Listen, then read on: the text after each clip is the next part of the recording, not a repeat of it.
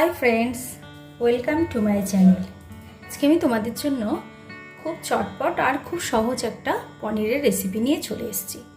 আমার এই ভিডিওটা তৈরি করার একটা বিশেষ কারণ হচ্ছে, আমি আগের ভিডিওতে যে পনির তৈরি করার রেসিপিটা বা প্রসেসটা তোমাদের দেখিয়েছিলাম, সেই পনিরটা ইউজ করে আমি এই রান্নাটা করব। এই পনিরটা রান্না করলেও যে ভেঙে যায় না সেটা তোমাদের দেখাবো। চলো দেখে নাও এই পনির দিয়ে আমি কি বানাচ্ছি। এজন্য আমি মোটামুটি যে যে উপকরণগুলো নিয়ে নিয়েছি সেগুলো তোমাদের দেখিয়ে দিই। এই দেখো, আমার হাতে তৈরি করা যে পনিরগুলো তোমরা আগের ভিডিওতে তৈরি করা দেখতে পেয়েছো। এই পনিরটা দিয়েই আমি এই রেসিপিটা তৈরি করব। এই রান্নাটার নাম হচ্ছে পনির ভাপা। এটা হচ্ছে লবণ, নিয়ে নিয়েছি হলুদ, চিনি, চিড়ে রাখা কাঁচা লঙ্কা, নিয়ে নিয়েছি সর্ষে, পোস্ত আর সাদা তিল একসাথে পেস্ট করে কাঁচা লঙ্কার সাথে।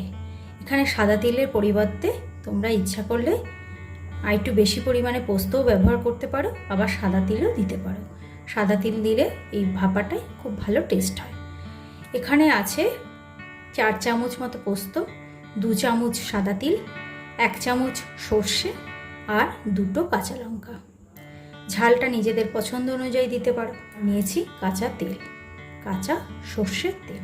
প্রথমে আমাকে এই পনিরটাকে ম্যারিনেট করে নিতে হবে, তারপরে এটাকে ভাপে বসিয়ে দিতে হবে। এই রান্নাটা ভীষণই সহজ আর খুব চটপট হয় আর ততটাই টেস্টি। দেখো, আমি লবণ নিয়ে নিলাম। লবণের পরিমাণটা তোমরা পনির অনুযায়ী দেবে। লবণ দিলাম, দিয়ে দেব হলুদ। এতে খুব বেশি হলুদ প্রয়োজন নেই। পনির একটু মিষ্টি মিষ্টি ভালো লাগে, সেজন্য আমি এখানে মোটামুটি 1.5 চামচ চিনি দিলাম।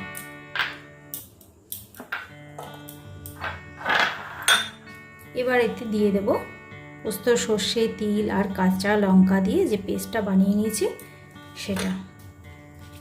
আমি যে কন্টেনারে এই ভাপাটা বসাবো সেটাতেই মাখিয়ে নিচ্ছি।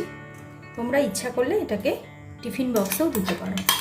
মিক্সির কন্টেনারটা ধুয়ে সামান্য একটু জল দিয়ে দিলাম। এবার দিয়ে দেব কাঁচা তেল। এখানে 1 চামচ, 2 চামচ, 3 চামচ মতো কাঁচা তেল দিলাম।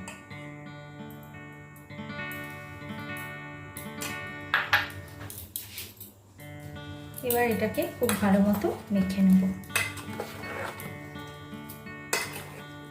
তোমরা মাখিয়ে নিয়ে ছোট টিফিন বক্সে পুরে দিয়েও ভাপে বসাতে পারো।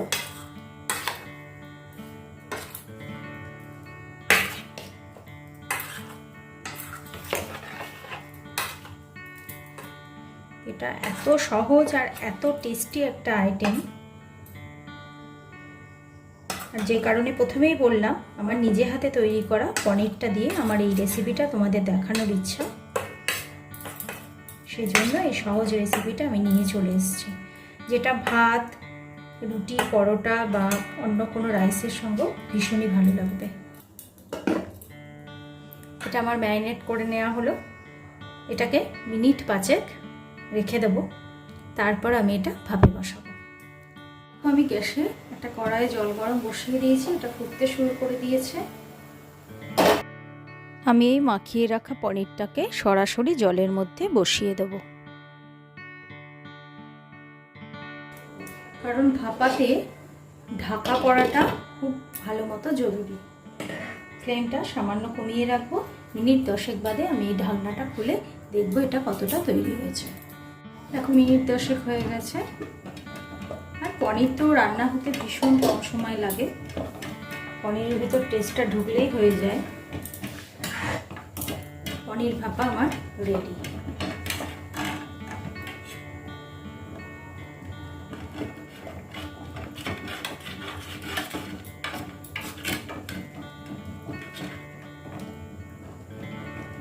এবার আমি গ্যাসটা অফ করে দেব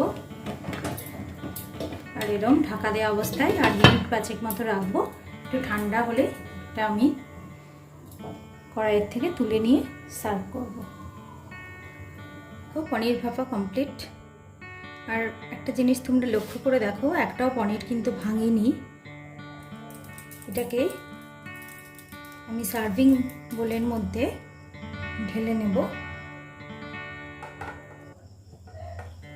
একদমই দোকানের পনিরের মতো পিসগুলো সলিড আছে, একটা পিসও এর টুকরো হয়ে যায়নি।